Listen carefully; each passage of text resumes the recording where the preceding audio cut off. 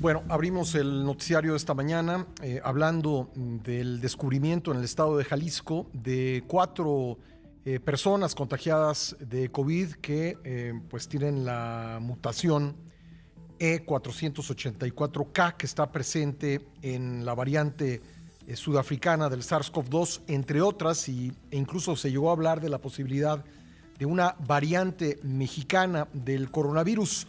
¿Qué sabemos al respecto? Lo vamos a platicar con la doctora Rosalind Lemus Martin, quien es doctora en biología molecular por la Universidad de Oxford e investigadora en el desarrollo de nuevos medicamentos para el COVID-19. ¿Qué tal, doctora? ¿Cómo está? Nuevamente, gracias por tomar la llamada. Con gusto, Pascal. Buenos días. ¿Qué sabemos de este caso? ¿Seguimos con la doctora? Yo no lo estoy Sí, aquí escuchando. estoy. Ah, perfecto. Ahora sí la escucho. ¿Qué sabemos de este caso de Puerto Vallarta, doctora? Sí, lo que sabemos es que tiene la mutación E484K. Entonces, lo que se tiene que determinar aquí es si, porque esa mutación está presente en 2 variantes. Entonces, recordemos que las variantes son no solamente una mutación, son un conjunto de mutaciones. Entonces, en particular, la de Sudáfrica y la de Brasil comparten esa mutación. Entonces, lo que se tiene que determinar es si es alguna de estas 2 variantes que haya importado esa variante ya a México, o que es una variante que está surgiendo desde México interiormente y que tiene también la misma mutación, que comparte esa mutación. Entonces ese sería el primer caso que se tendría que, lo que se tendría que determinar, ¿no? La otra cuestión que se tiene que determinar, que es muy importante, es ya una vez que se determine si es mexicana o es alguna de estas 2, bueno, determinar si es más transmisible o si es más mortal, porque se está observando al menos con B117, que también ya está en México, que es la variante británica, ¿no? Que es más transmisible en un 40 o un 70%, e incluso ya se confirmó al menos en Reino Unido, que es 30% más mortal. Entonces sí se tendría que confirmar que sea más transmisible y que sea más mortal, ¿no? Porque sí, la mutación en particular preocupa mucho, porque esta mutación que ya se está estudiando en Sudáfrica, al menos 2 vacunas que ya se probaron en la región, sí tienen una disminución en la eficacia y también no previenen tan efectivamente una enfermedad grave.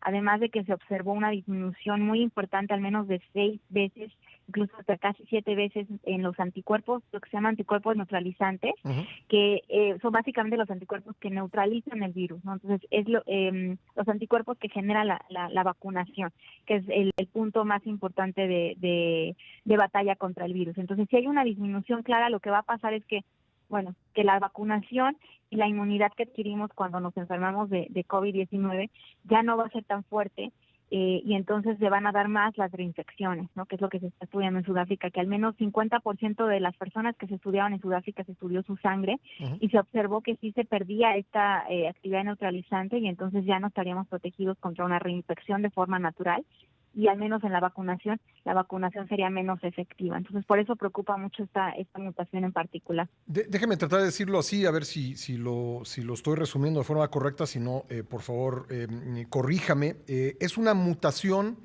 en la proteína de espiga del coronavirus, y como Así. eso es precisamente el objetivo de las vacunas, la proteína de espiga, al ser por la mutación, una proteína levemente modificada, la vacuna podría dejar de ser efectiva, ¿es correcto?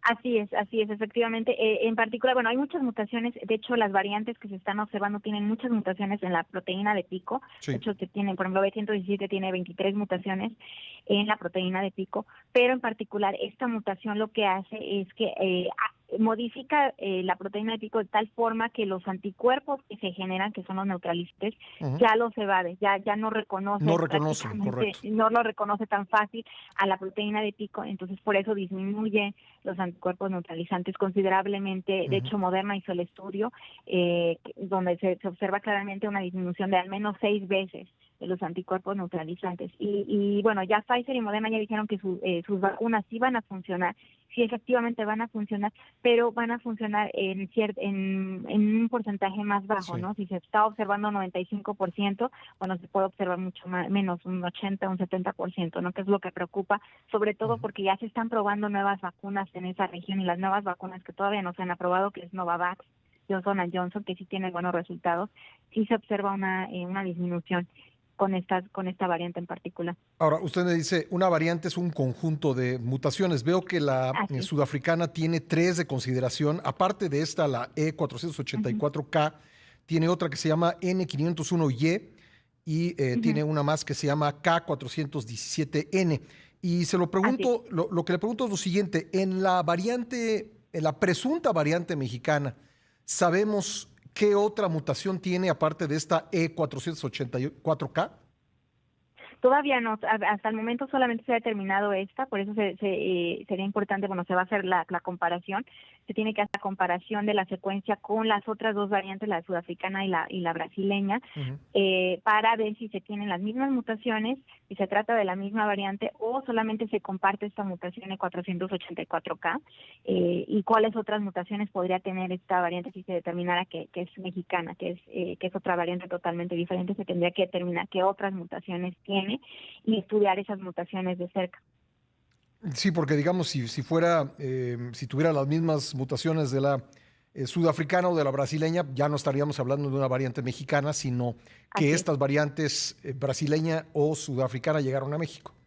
Así es, totalmente, que ahora, bueno, se están estudiando los cuatro pacientes, por eso se piensa que es mexicana, porque solamente uno de ellos estuvo en contacto con alguien del extranjero, y los demás nunca viajaron, no estuvieron en contacto con nadie que no fuera mexicano. Ujú. Entonces por eso se cree todavía más Ah, que sí podría ser mexicana la variante, lo cual sí es lógico, porque bueno, en México no se ha controlado la propagación del virus, no ha habido una disminución clara de casos, y sí. esas son las condiciones que inducen que surjan las mutaciones en el virus. Por eso es importante controlar la propagación y vacunar masivamente ya lo más pronto posible. E importante también realizar la secuenciación, que no lo estamos haciendo al nivel que lo hacen otros países, ¿no?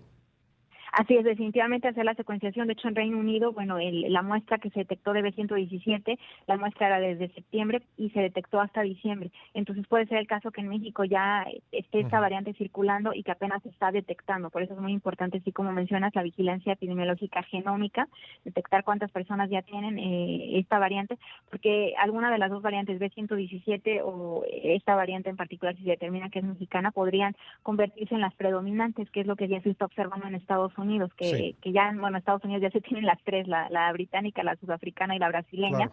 y Además se de una predice que ya las californiana, ¿no? tienen, Por ahí.